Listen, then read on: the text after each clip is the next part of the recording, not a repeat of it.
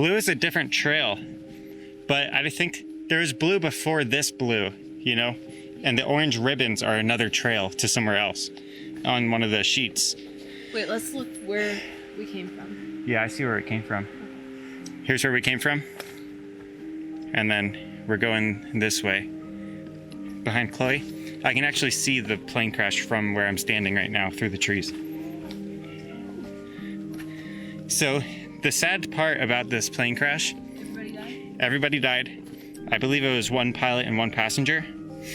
There is belief that alcohol was involved. The pilot had 0.04% alcohol in his system when he was when they did the autopsy, and there was no flight plan recorded. And had they done a flight plan, they would have known that this mountain was in the way. And sadly, they would have made it were they just 150 feet in elevation higher than where they were.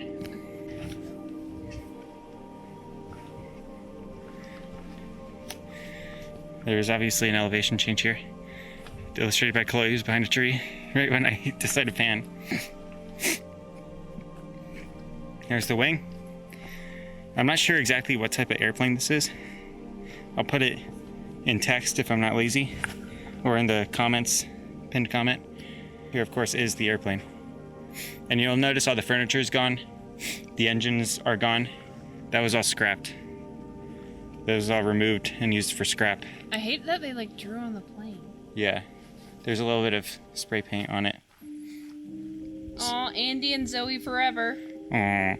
2013. It is also covered in flies. Yeah, there's actually some metal lodged into the ground right here. So yeah, this would not have been a pleasant crash. Of all the plane crashes, it's probably one of my least favorites. Out of all the plane crashes I've been in. But yeah, you don't want to... Man, it really sucks what happened to these people. Couldn't have been... Don't Very drink fun. and drive or fly. Yeah, don't drink and fly, and always have a flight plan when you go out. Let that be a lesson. We think that this right here may have been part of the tail fin, because it looks like that's part of a wing. That's part of wing. You know, and there's a bit of something there that would make me suspect that that's not the wing that's missing right there on the plane body. So it could have crashed and separated here. And obviously you can see the tail's ripped off of the other part. There is some debris down there, but it looks like it came from, maybe it could be from that wing that's missing here. But this obviously settled here. It didn't, the front's completely gone.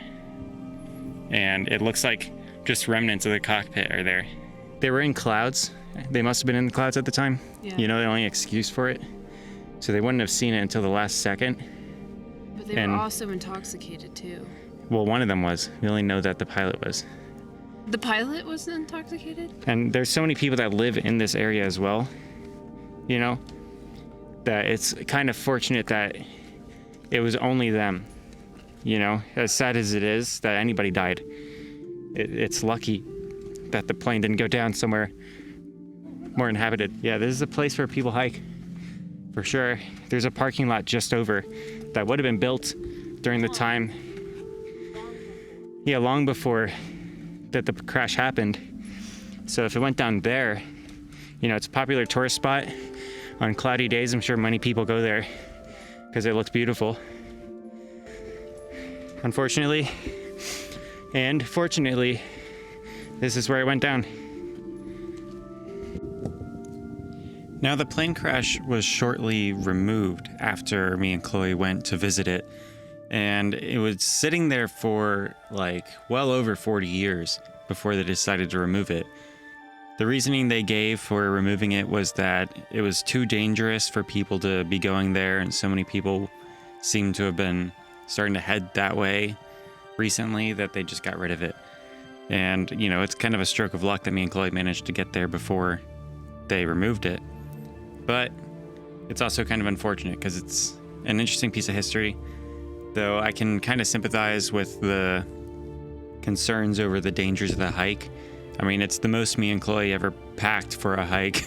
So you're going to hear me and Chloe talking a lot about trying to figure out where we are and what trail we're following to get to this airplane. And the audio might sound kind of repetitive, but I left it in.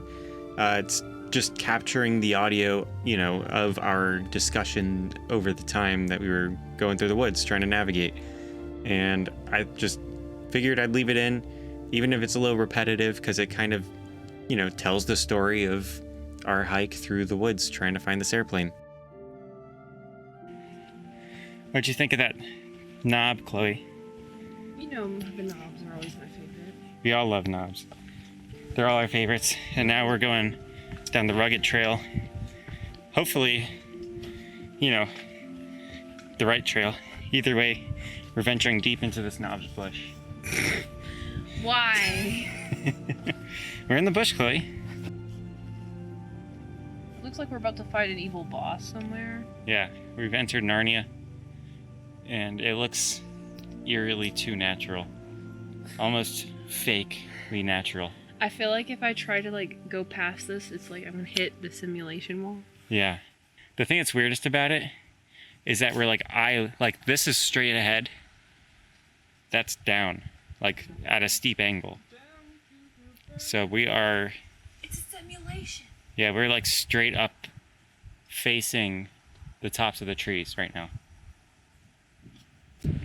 Do you take the road of roots or the rocky steps? You decide. Chloe chose the one less traveled, I think. Right, Chloe? I chose the one that's most stupid. Just like jump. Yeah, and just jump straight into it. This area is muddy though. I think you might have chosen right because I might slip and break a leg. Please don't. I have a hammock if you need to, like, drag me. I don't want to drag you. You fall. I sent Skylar our location, so he'll find us. There's actually another trail this way, Chloe. I'm gonna go up to the right. Keep your eye open. Well, there's been little splits here and there. It's not even an actual trail that we're on, you know? Me and Chloe are just following yellow spray paint in the woods. You're talking to them. I thought you were talking. See, you can see the yellow spray paint right next to Chloe. Thanks for the direction. Chloe's such a good co-host. But yeah, look at these roots. It's unreal. And it's just an immediate drop off over there. Do you see any yellow markers? Because there's another split up here. I see yellow paint here.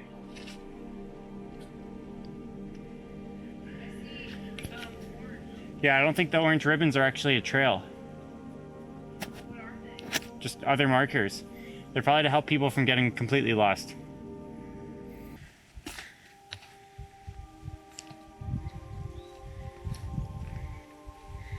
But yeah, there's flowers, really fascinating roots. I wonder if it eats up. Maybe. Show you guys where Chloe is. You can hear her before you see her. She's behind a tree now. There she is. Right here. How do you know we're supposed There's to a- follow the yellow paint? That's what it says in the directions. That's.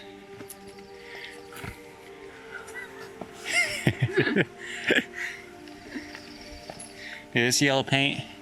There's more yellow paint right there. I can see it from here. That's gonna be a rugged trail, but if that's the way to Browning Knob, I don't know what those orange markers are for, but I checked the forecast and it didn't say. maybe the rain's in Tennessee. Oh, that's another side one. It's kind of daunting how, here's more yellow paint right here. It's kind of daunting how, you know, there's so many splits here in the trail. Yeah. That we just have to remember the yellow paint. Because some of them could not be trails, they could be streams when it rains. I do feel like this is the first time I'm actually hiking. Oh yeah, we're actually in the woods right now. Kind of doing like a quest. You know, this is like an objective. Objective? It's not that. Like in Legend of Zelda, it's like you have to stay with the torches in the Lost Woods or something. Oh yeah. Wait, you see more yellow? Yeah. It gets clearer. Unless I do the audio recorder. It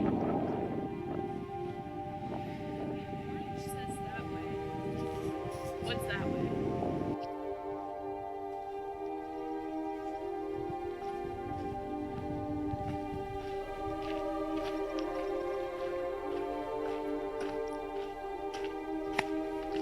So me and Chloe were following the yellow spray painted circles to get to Browning Knob, and we knew that that was the path, and we continued to see them after a blue arrow pointing left.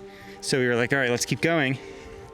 And then we followed the yellow dots to a tree, and we can see a white cross on the top of a mountain in the distance. And then I pull up my screenshots of the directions, and one of them includes yellow circles to the white cross in the distance. So if you continue off of Browning Knob from Waterrock Knob, you will continue on to where that white cross is, which is 1.7 miles away. These photos are some of my favorite photos I've ever taken, and I learned a lot about editing raw photos from these because it took a lot to get them to look the way they looked in person, you know, because the peaks are in winter and the valleys are in summer, and there's spring in between. And I just love that. It creates really cool landscapes. I don't know, something about them, they were really bland. It could have just been the color of, you know, a raw file. But yeah, I really pulled it out, and I think I did a good job with it. If you want to see a video that's more on just my thoughts surrounding early spring and how that's affected me as a photographer, then here it is right now. You can click on that and watch that.